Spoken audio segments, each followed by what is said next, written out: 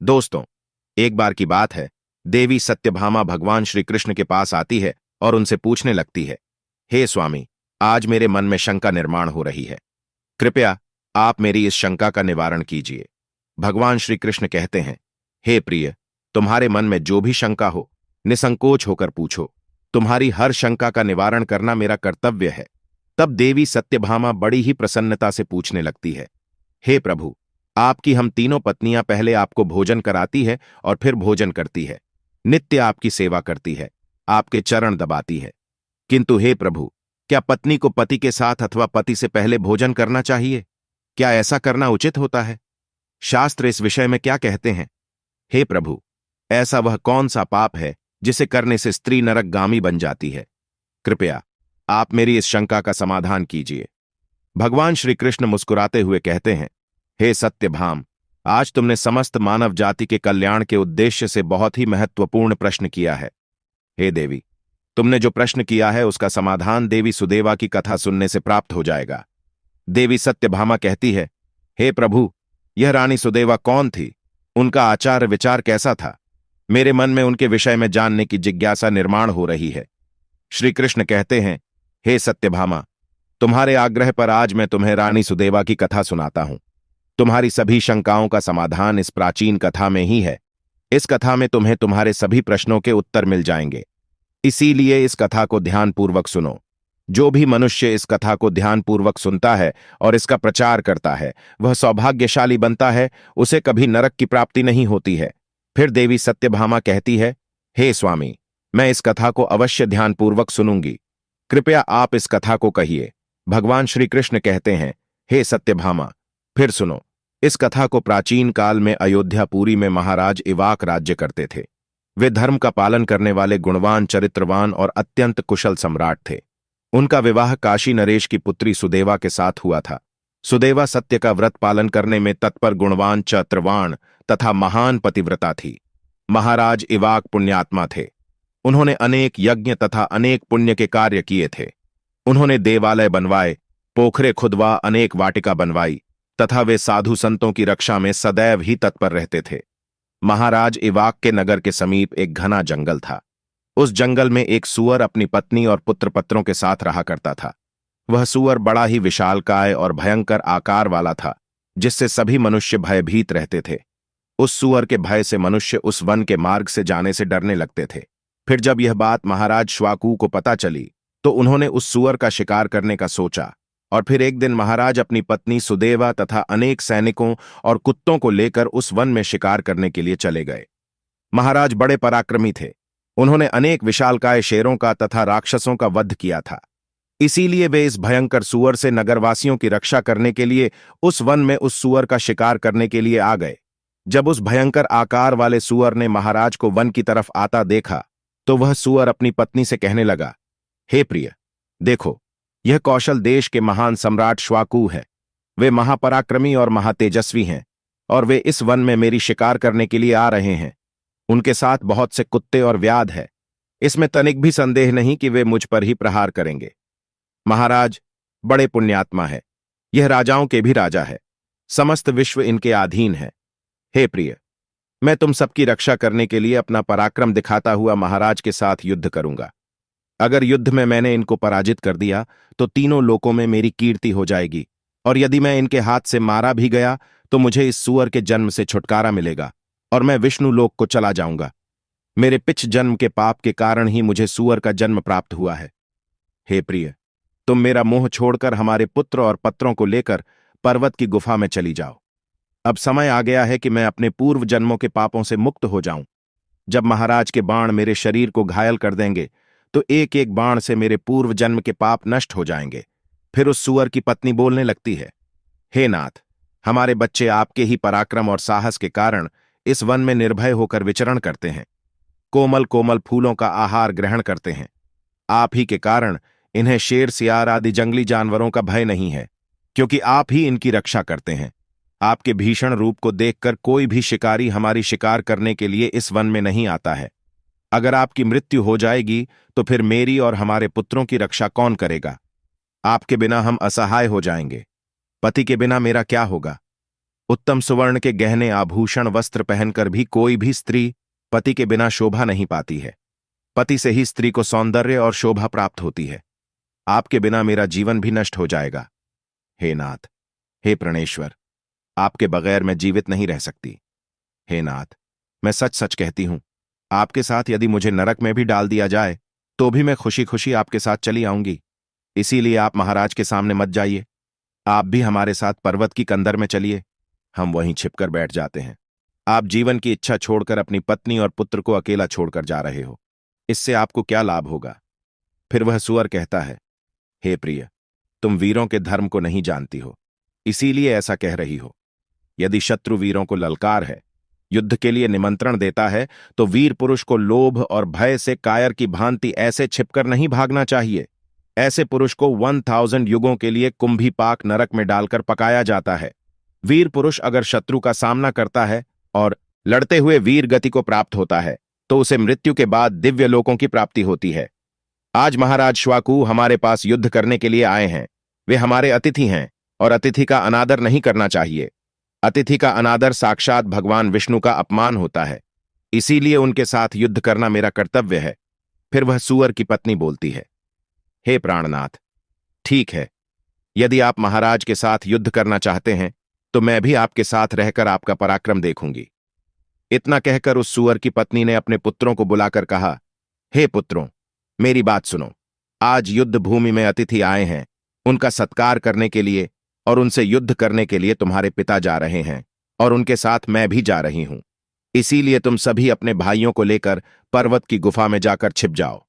महाराज श्वाकु बड़े बलवान है, वे इस युद्ध में हमारा संहार कर डालेंगे। इसीलिए तुम लोग यहां से भाग जाओ और अपने प्राण बचाओ। फिर वह सुअर के छोटे छोटे बच्चे बोलने लगे, हे मां, जो पुत्र अपने माता पिता को संकट में छोड़कर भाग जाते हैं वे महापाप होते हैं। उन्हें घोर नरक में डाला जाता है। जो निर्दय पुत्र अपनी मां का दूध पीकर उसे दुख में छोड़कर भाग जाता है, जो पुत्र अपने बाप को विपत्ति में देखकर छोड़कर चला जाता है, वह कीड़ों से भरे हुए दुर्गंधि युक्त नरक में गिरता है। इसीलिए हे मां, हम लोग आपको छोड़कर नहीं जाएंगे। फिर वह सुअर, उसकी पत्नी और उसके बच्चे सभी युद्ध के लिए तैयार हो जाते हैं और युद्ध भूमि की ओर निकल पड़ते हैं।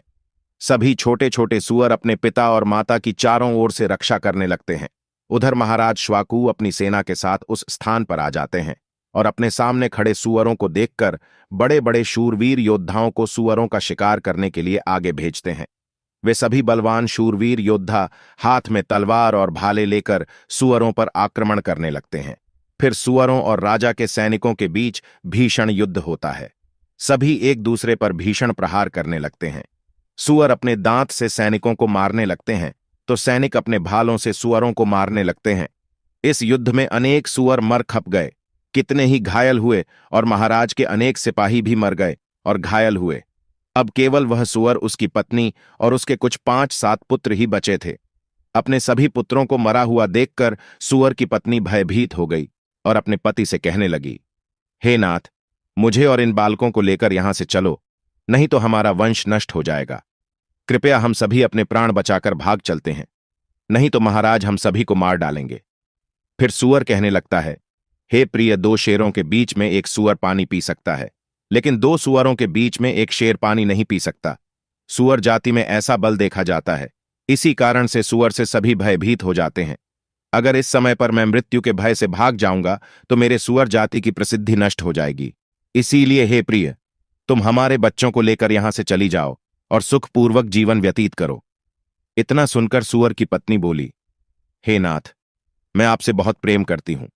आपने मेरा आदर सम्मान करके, रतिक्रिया करके और मेरी रक्षा करके मेरे मन को जीत लिया है। आपसे मेरा मोह कभी नहीं छूटेगा। इसीलिए मैं अपने पुत्रों के साथ आपके सामने ही प्राण त्याग दूंगी, किंतु आपको अकेला छोड़कर नहीं जाऊंगी। फिर वह सुआ और उसकी पत्नी दोनों ही महाराज से युद्ध करने के लिए आगे आते हैं। वह सुअर भयंकर गर्जना करता हुआ महाराज को युद्ध के लिए ललकार है।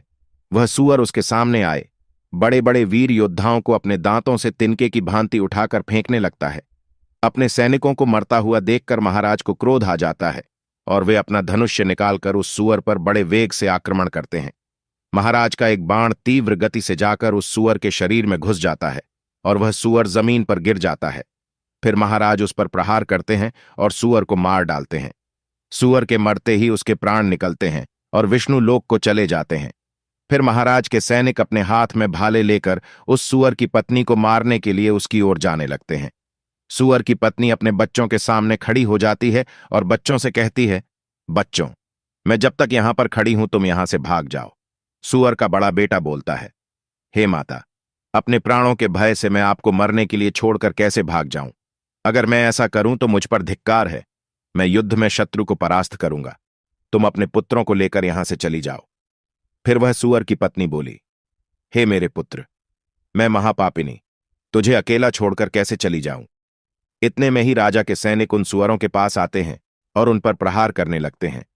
सूअर का बड़ा बेटा भयंकर युद्ध करता है और अनेक सैनिकों को मार गिराता है।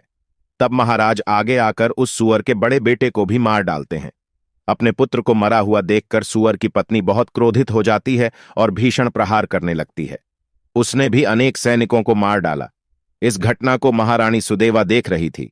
तब वह महाराज से कहती है, हे महाराज, उस सूअर की पत्नी आपके सैनिकों को मार रही है, आप आगे चलकर उसका वध क्यों नहीं करते?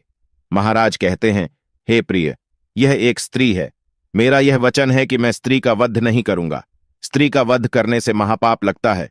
इसीलिए मैं उस सूअर की पत्नी को न खुद मार रहा हूं और न किसी को उसे मारने के लिए भेज रहा हूं। मुझे स्त्री का वध करने में बड़ा भय लगता है। इतना कहकर महाराज चुप हो गए। फिर महाराज की सेना में भार्गव नाम का एक बलवान सिपाही था। उसने उस सूअर की पत्नी पर प्रहार किया और उसे जमीन पर गिरा दिया। सूअर की पत्नी मूर्छित होकर जमीन पर गिर पड़ी और लंबी लंबी सांसें लेने लगी। जब रानी सुदेवा ने उस सवर्णी को धरती पर बेहोश अवस्था में देखा तो उन्हें उस सवर्णी पर बड़ी दया आ गई। उन्होंने ठंडा जल उस सुवर्ण के मुख में डाला और फिर उसके सारे शरीर पर डाल दिया, जिससे उस सुवर्ण को होश आया। सुवर्ण ने रानी को उस पर शीतल जल डालते हुए देख तो वह बहुत प्रसन्न हुई और मनुष्य की वाणी में बोलने लगी, हे देवी, तुमने मुझ पर ठंडा जल डालकर मुझे कष्ट से मुक्ति दिलाई है। तुम्हारा कल्याण हो। सुवर्ण के ऐसे वचन सुनकर रानी सुदेवा को बड़ा आश्चर्य हुआ। वह सोचने लगी, यह तो आज मैंने बड़ी विचित्र बात देखी। यह सवर्णी तो मनुष्य की वाणी में सुंदर और स्पष्ट संस्कृत बोल रही है। फिर रानी ने उस सुवर्ण से कहा, हे भद्रे, तुम कौन हो? तुम्हारा बर्ताव विचित्र है। पशु होकर भी तुम मनुष्य की वाणी में बोल रही हो। तुम मुझे तुम्हारे पूर्व जन्म का वृतांत सुनाओ। किस कारण से तुम सवर्णी बनी हो? फिर वह सवर्णी कहने लगती है, हे देवी, मेरे पति ने पिछले जन्म में गुरुजनों का अपमान किया था। इसी कारण से उन्हें सूअर का जन्म प्राप्त हुआ है। अब मैं आपको मेरे पूर्व जन्म की कहानी बताती हूं। हे देवी, कलिंग नाम के देश में श्रीपुर नाम का एक सुंदर नगर था। उस नगर में वसुदत्त नाम के विद्वान रहते थे। मैं उसी वसुदत्त ब्राह्मण की पुत्री थी। उन्होंने मेरा नाम सुकन्या रखा था। उस समय उस नगर में मेरे जितनी सुंदर स्त्री कोई और नहीं थी। अपने सौंदर्य और रूप के घमंड में मैं उन्मत्त हो गई थी। मेरी मुस्कान बड़ी मनोहर थी। जब मैं जवान हुई तो मेरा सुंदर रूप और जवानी देखकर मेरी माता को बड़ा भय लगने लगा। वो मेरे पिता से कहने लगी, हे नाथ, अपनी कन्या जवान हो चुकी है, उसका विवाह क्यों नहीं कर देते? इसे शीघ्र ही किसी वर को सौंप दीजिए। फिर वह ब्राह्मण बोला, हे कल्याणी, मैं अपनी पुत्री का विवाह उसी पुरुष के साथ करूंगा जो विवाह के बाद मेरे ही घर में निवास करेगा। सुकन्या मुझे बड़ी प्रिय है। मैं इसे अपनी आंखों से दूर नहीं होने देना चाहता। फिर एक दिन शिव शर्मा नाम के जवान विद्वान ब्राह्मण मेरे द्वार पर आ गए। मेरे पिता उसके ज्ञान और कुशलता को देखकर बहुत प्रसन्न हुए और उसे मुझसे विवाह करने के लिए पूछ लिया। फिर मेरे पिता ने उस शिव शर्मा ब्राह्मण से मेरा विवाह कर दिया और वे हमारे साथ ही हमारे घर पर रहने लगे। परंतु मैं अपने माता पिता के लाड प्यार से बिगड़ चुकी थी। अपनी विवेक शक्ति खो चुकी थी। मैंने कभी अपने पति की सेवा नहीं की, कभी उनके चरण स्पर्श नहीं किए।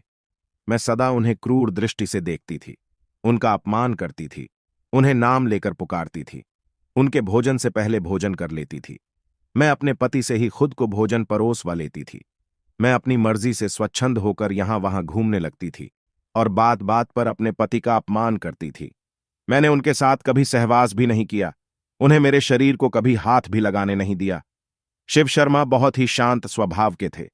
उन्होंने मुझे अनेक दिनों तक सहन किया और फिर एक दिन वे अत्यंत दुखी होकर मुझे छोड़कर चले गए। मेरे पति के जाते ही मेरे पिता बहुत दुखी होकर कहने लगे, हे प्रिय, सुनो, हमारे दामाद हमारी पुत्री को छोड़कर चले गए हैं। हमारी पुत्री ही पापचारिणी थी। दामाद तो विद्वान थे। मैं क्या जानता था कि हमारी पुत्री सुकन्या दुष्ट और कुलनाशिनी होगी। फिर मेरी माता बोली, हे नाथ, हमारी पुत्री आप ही के लाड़ प्यार से बिक गई है। इसे सही राह पर लाने के लिए आपको ही कुछ करना होगा। पिता के घर में रहने वाली कन्या दुराचारी बन जाती है, इसीलिए कन्या को कभी घर में नहीं रखना चाहिए। उसे उसके पति के पास ही रखना चाहिए। हमारी कन्या बहुत दुष्ट और पापिनी है। आप इसका त्याग करके इसे इसके पति के पास भेज दीजिए। इस प्रकार से माता के वचन सुनकर मेरे पिता बहुत क्रोधित हुए और मुझे कहने लगे, हे दुष्टा, हमारे कुल में कलंक लगाने वाली दुराचार, तेरे ही कारण शिव शर्मा हम सबको छोड़कर चले गए। इसीलिए तेरा पति जहां पर है तू वहीं पर चली जा, अथवा तुझे जो स्थान अच्छा लगे वहां पर चली जा। फिर मैं अपने घर को छोड़कर चली गई। बाहर जाने पर मुझे लोग कुलटा पापिनी दुराचार कहकर संबोधन करने लगे। इसीलिए मैं अपने पति को ढूंढते हुए वन चली गई। फिर एक दिन वन में मैं एक कुटिया के सामने जाकर खड़ी हो गई और भिक्षा मांगने लगी। वहां पर उस कुटिया में रहने वाली मंगला नाम की स्त्री ने मुझे देखकर अपने पति से कहा, हे स्वामी, द्वार पर एक दुखिया दुबली पतली स्त्री भिक्षा मांगने के लिए आई है। मंगला का पति शिव शर्मा ही था, जिन्होंने मेरा त्याग किया था। मुझे देखकर उन्होंने मुझे पहचान लिया और अपनी पत्नी से कहने लगे, हे प्रिय, यह मेरी पहली पत्नी सुकन्या है, जो मुझे बहुत प्रिय थी। इसीलिए तुम इसका आदर सत्कार करो और इसे अपने घर में स्थान दो। फिर मंगला ने अपने पति की आज्ञा का पालन करते हुए मुझे घर के अंदर बुला लिया और मुझे पहनने के लिए वस्त्र दिए। फिर एक दिन मैं बैठकर मंगला के अच्छे स्वभाव का और मेरे दुष्ट स्वभाव का विचार करने लगी और मुझे बड़ा दुख होने लगा। अधिक चिंता करने के कारण मेरा हृदय फट गया और उसी क्षण मेरी मृत्यु हो गई। फिर यम के 2 दूत उस स्थान पर आ गए और मुझे उठाकर यमलोक ले गए।